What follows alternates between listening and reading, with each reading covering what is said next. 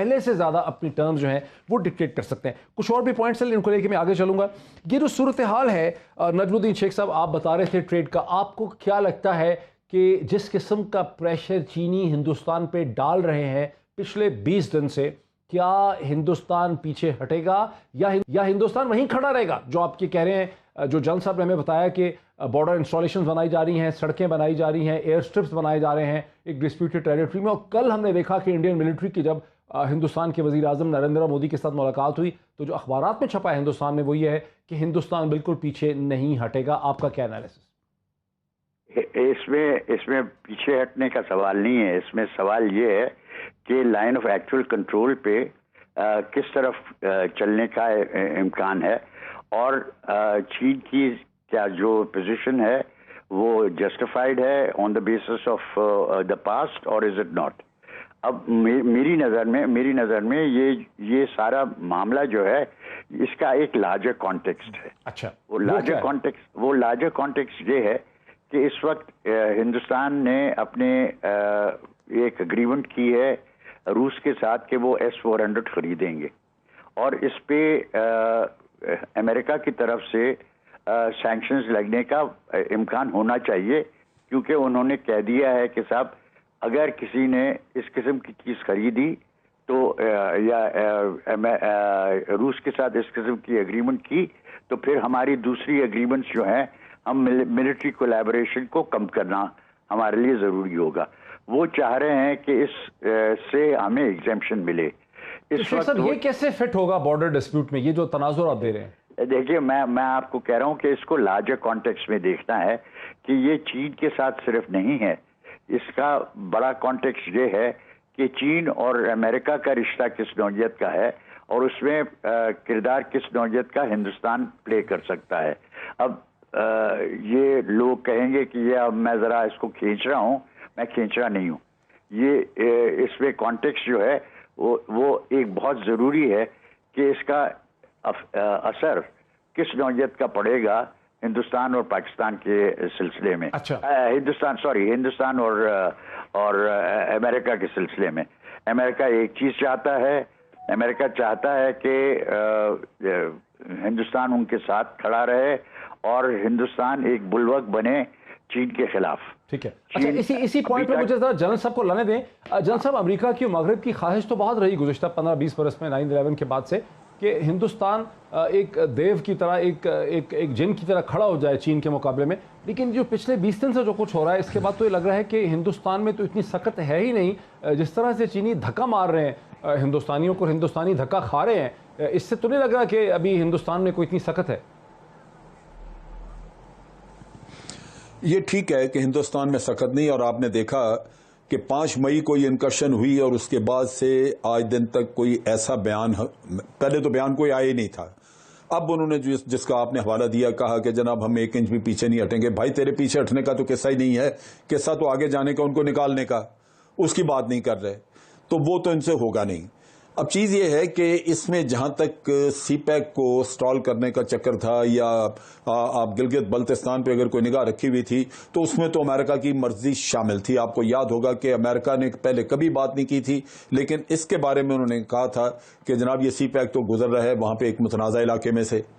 یہ آپ کو ذہن میں رکھنا چاہیے کہ امریکہ کسی نہ کسی شکل میں اس معاملے میں انڈیا کو سپورٹ کرے گا. لیکن اصل قصہ یہ ہے کہ کیا امریکہ اس کو بعد میں یوز کر سکے گا, جہاں انڈیا کے پاؤں جو ہیں وہ لرز رہے ہیں, وہ نہیں کر رہے. انڈیا کو وہ حصہ بنانا چاہ رہے تھے, نیوزی لینڈ, آسٹریلیا اور ویتنام وغیرہ کے ساتھ مل کے جو کولیشن بنا رہے تھے اس میں انڈیا کو اور انڈیا کی نیوی بلڈ اپ کرنا چاہ رہے تھے. میں نے ریسنٹ انٹرویو سنا جس میں کہ ان کے چیف آف ڈیفنس اسٹاف نے کہا کہ ہمیں ایئر کرافٹ کیریئرز اور بڑا کچھ امریکہ بیچنا چاہتا ہے, وہ ہمیں دیکھ رہا اپنی نظر سے, ہمیں اس کی ضرورت نہیں. اس کا مطلب یہ ہے کہ انڈیا یہ نہیں چاہتا کہ وہ امریکہ کا اعلی کار بن کے چائنا کے خلاف جنگ لڑے, کیونکہ چائنا کے ساتھ ان کی سرحدیں ملتی ہیں. امریکہ تو دور بیٹھا ہے, اصل بھگتنے والے ہوں گے Indians. So naturally they are very careful. لہذا وہ امریکہ سے حمایت تو لینا چاہیں گے, لیکن وہ جو کولیشن بنتی نظر آ رہی تھی جس میں کہ وہ اس نیکسس کا حصہ لگتا تھا کہ بننے جا رہے ہیں, وہ نہیں بنے گے.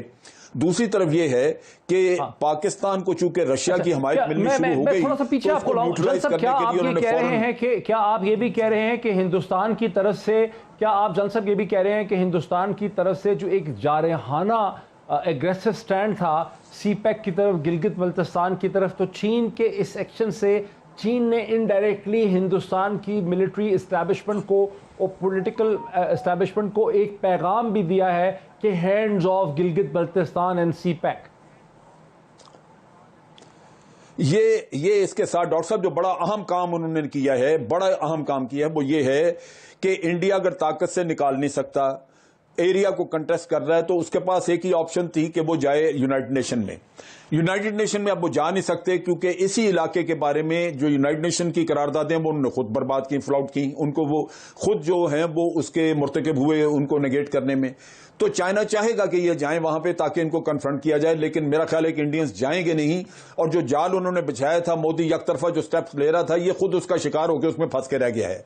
جنگ لڑ نہیں سکیں گے، یونائٹڈ نیشن استعمال نہیں کر سکیں گے، زبانی کلامی بات چیت ہوگی اور چائنا یہاں سے نکلے گا نہیں۔ بریک میں لے لوں جنرل صاحب، پھر شیخ صاحب سے یہ سمجھ، پاکستان کے ایکس فارن سیکرٹری ہمارے ساتھ ہیں ندیم الدین شیخ صاحب، پھر ان سے سمجھتے ہیں کہ آخر ہندوستان اب اپنے آپ کو اس قسم کی ہیوملیشن سے نکالے گا کیسے آفٹر دا بریک۔